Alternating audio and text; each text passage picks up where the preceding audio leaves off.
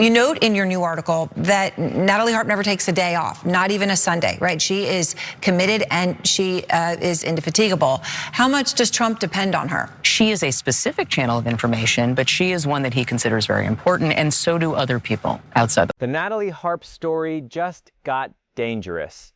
Trump's closest aide, the one who filters what the president reads and posts, worked inside the White House for over a year with no security clearance. She turned it down again and again, and no one will say why. Here's the part that should stop you cold.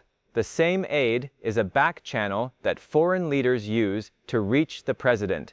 No vetting, foreign leaders on one side, the most powerful man on earth on the other, and one unvetted person in the middle. Who signed off on this? So it is true that she's basically serving as the middleman between Trump and various foreign leaders. That was information that was relayed to the public by Maggie Haberman in her reporting.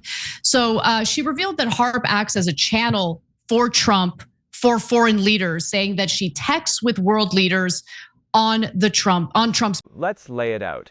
Natalie Harp is the president's executive assistant. On paper, an assistant. In practice, according to Maggie Haberman, who's covered Trump for years, she is one of the most powerful people in that building. She never takes a day off, not even Sunday. She has a desk just outside the Oval, a regular seat on Marine One, and she drafts the president's social media posts late into the night. The New York Times puts her taxpayer-funded salary at $150,000. And she filters a huge share of what the president actually sees. The polls, the clippings, the printouts. They call her the human printer. But she's not the press secretary from whom certain media requests are supposed to come. She is a channel by which, as you said, foreign leaders try to reach him if they can't some other way. The printer is the small part. Here's the part that matters. Haberman reported, on the record, that Harp is a channel that foreign leaders use to reach the president when they can't get to him another way. Think about that. Not the National Security Council, not the Secretary of State, not the Chief of Staff. One aide with no foreign policy background is a back door that world leaders text to get inside the president's head. She's not the staff secretary who's supposed to control paper flow. She's not the press secretary. She sits outside the whole official chain, and foreign governments already know to go through her. Now stack this on top. This week, Mississippi Now broke the story that for more than a year, Harp worked in that West Wing without the routine security clearance every other staffer gets. She didn't just miss a deadline, she declined multiple times to even start the process. She got extension after extension. And the reporting is blunt about the reason nobody knows. It took the president himself stepping in to finally get her to file the paperwork. She only got cleared in the last few months. And this was genuinely a massive problem. And I say that because she didn't have security clearance. Now, she was pressured to get it, and after multiple attempts to get her to finally file the paperwork and undergo the background check to get security clearance, she finally did. Here's the detail that turns this from weird into serious. The form she kept declining to fill out, it's called the SF-86. You know what it asks about? Your finances, your past addresses, and your foreign contacts. So the one person foreign leaders use as a back channel to the president spent over a year refusing to fill out the exact form that asks who your foreign contacts are. Read that twice. That is not a paperwork story. That's the whole ballgame. Also, we were learning additional details about Natalie. Like for a year, Natalie apparently declined to get a security clearance for reasons. This wasn't a secret inside the building either. According to the reporting, the Secret Service and senior aides raised concerns about her access and her missing clearance. One national security official flagged that her proximity gives her access to more sensitive information than nearly every senior official in that White House. Sit with that. Not a cabinet secretary, not the national security advisor, an executive assistant with no clearance for a year, closer to the secrets than almost anyone. And the concern wasn't just theoretical. for the first year. She did receive pressure to actually follow through on getting one. Harp declined multiple times over more than a year to seek a routine security clearance normally obtained by West Wing staffers. Security clearance, she finally did it. So security concerns about Harp have been raised internally by the Secret Service during Trump's first year back in office.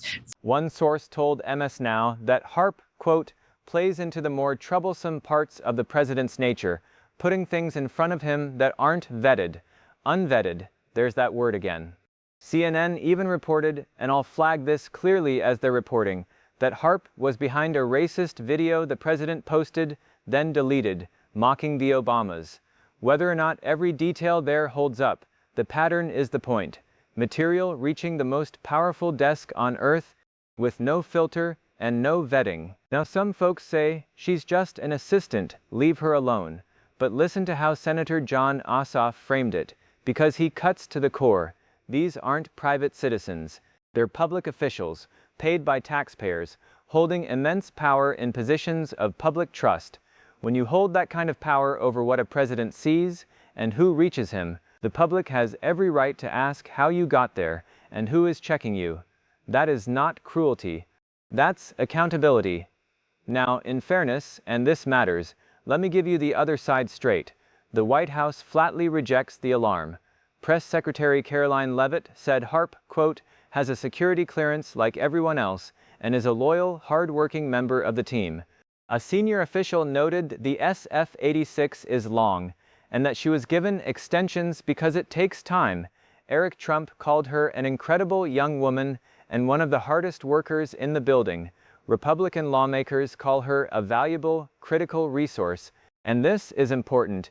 Even the progressive hosts covering this admitted there is no evidence that any foreign leader used her in a nefarious way. So let's be precise. The story is the missing guardrails, not proof of a plot. Don't let anyone sell you the spy novel. The real problem is boring and serious. No vetting. Strip away the noise. And here's what people keep asking, and it's completely fair. If you refuse the basic clearance every colleague completes, should you be sitting feet from the president with access to the nation's secrets? Who signed off on the exception? Why did she refuse for a whole year? And who exactly is supposed to be the check on one unelected aide with this much power?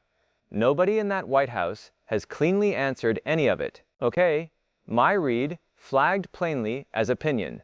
The scandal here isn't a romance, and it isn't a spy thriller. It's simpler and honestly scarier than both. It's that the most basic guardrail in government, vet the people closest to the president, got quietly skipped for over a year for one person because the president wanted her close and no one could tell him no. That's the story.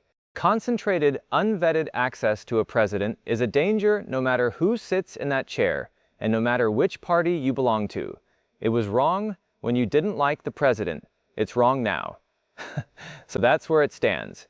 Natalie Harp, the human printer, the back channel, the aide who went a year with no clearance while foreign leaders texted their way to the president through her.